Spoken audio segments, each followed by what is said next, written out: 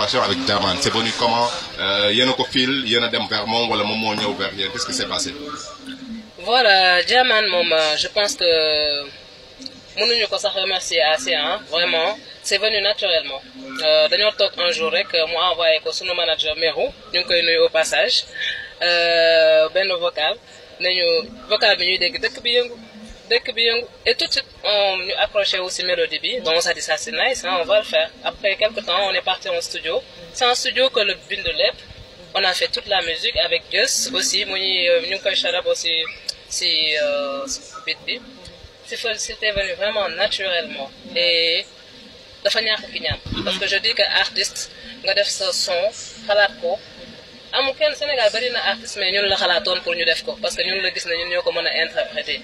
Donc vraiment Diamane, chapeau à lui, c'est un grand artiste boo xam ne kenn dootu ko présenter. Chaque fois bu génnee tube lay def ay hit lay def.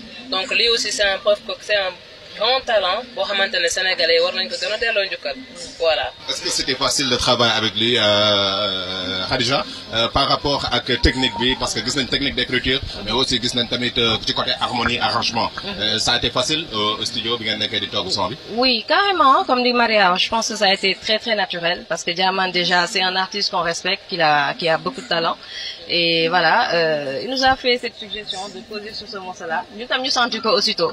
Nous sentis qu'aussitôt, ça nous a parlé, les notes nous ont parlé, sincèrement. Donc, nous sommes studio ensemble, nous avons une énergie extraordinaire. Parce que, voilà, comme ligne c'est un ami déjà, qui nous est cher. Nous avons big up, du ziar, Jabaram, Maritou, vraiment. Donc, c'est nous là. Donc, ensemble, nous bolé sur une énergie, ça ne peut que donner ça. Et Sénégalais ont adopté ce morceau. Et c'est quelque chose qui nous a vraiment touché. Donc, voilà. Nous avons big up, Diamane. Diamane,